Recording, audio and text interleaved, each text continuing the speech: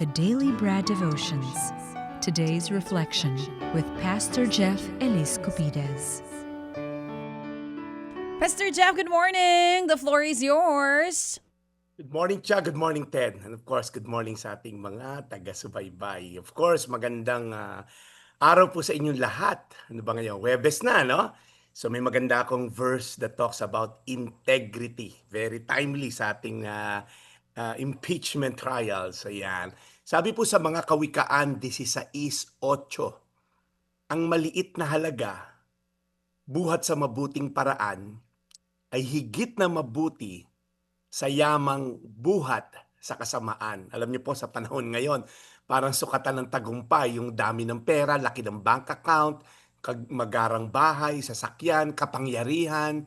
Minsan iniisip ng tao, basta yumaman lang ako, diba? Para magkaroon ako ng worth and value dito sa lipunan na to. Kahit may konting, alam mo yon, kompromiso. Pero malinaw yung sabi ng salita ng Diyos, mas mabuti yung kaunting kinita sa malinis na paraan kesa nagkakamal ka ng mali-malitang yaman na galing sa kasamaan. So napapanahon din to sa ating bansa kasi nga po, again, yung mga korupsyon na nangyayari, kapag ninakaw kasi natin yung pera para sana sa taong bayan, ospital, paaralan, kalsada, alam mo yon, para sa ayuda o flood control sa case natin, hindi lamang budget yung nawawala. May mga pamilyang hindi natulungan, may komunidad na nalagay sa alanganin at panganib, at may mahihirap na lalo pang naghihirap. Pero hindi po sapat na sabihin ng isang leader na marami naman akong naipatayo. Ang tanong lang, malinis ba ang pamamaraan ng pagkakatayo? May inapi ba o ninakawan ba para maitayo ito? Pero po yung mensahe din na to, minsan hindi lang to pampolitiko pag tinignan natin to, para actually sa ating lahat to. Yes, dapat po talagang kondinahin yung mga malalaking korupsyon, okay? Tama po yan, pantayan natin yung pera nating, pera ng bayan. Pero sa maliliit na pamamaraan, ano po ba yung mga kompromiso na pinalulusot natin? Pagpepeki ng resibo para ma-reimburse, panunuhol sa fixer, pagpitik sa petty cash, pa 5 piso, 100, okay? Pagsisinungaling para lang makalamang. Alam niyo po, corruption does not begin in government offices. It begins in a heart that chooses personal gain over what is right. Kaya bilang tao na may takot sa Diyos, pilitin po natin na mamuhay ng may integridad. Mas mabuting simple lang pero malinis. Mas mabuting kaunti pero may peace. Mas mabuting walang palakpak ng tao pero may approval ng Diyos. Hindi po nasusukat ang tunay na yaman sa dami ng pera sa bangko, kundi sa linis ng pamamaraan kung paano ito nakuha. Kaya tandaan natin, tayo rin po mag-reflect sa sarili natin. May maliit ba akong kompromiso sa buhay ko na unti-unti nang lumalaki? Papiso-piso, ngayon, 100 ay pinipitik natin.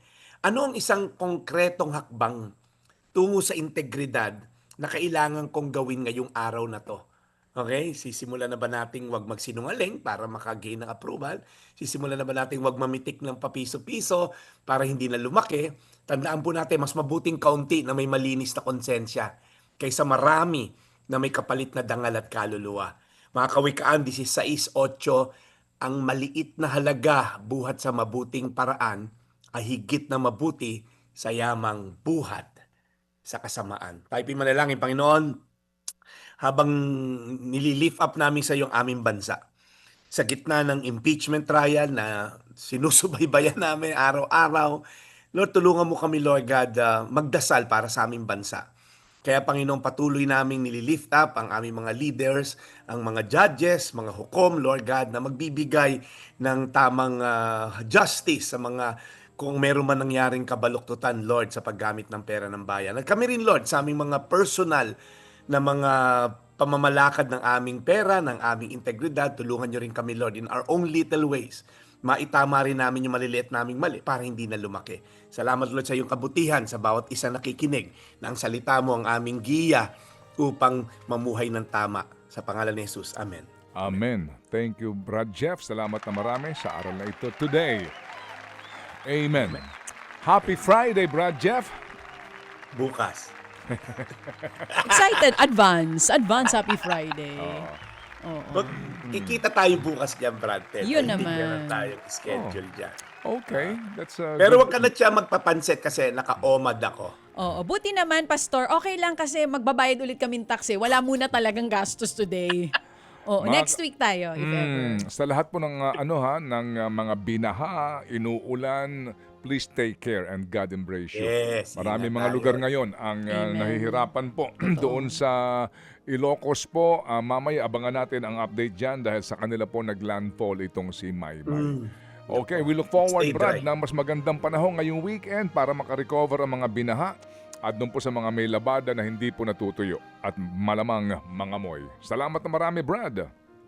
Well, as always, Brad Ted, ako po yung kapaalam na. Ito po yung Daily Brad, your daily dose of inspiration. Serving the people, Brad Jeff Eliscopides sa ating The Daily Brad. Mga kapatid, patuloy po kayong tumutok sa 105.9 True FM para sa totoong balita, impormasyon, music, and entertainment. Mag-subscribe sa aming YouTube channel at podcast at sundan nyo kami sa Facebook, Instagram, X at TikTok sa True Network PH. Bisitahin din po ang aming official website, truefm.ph.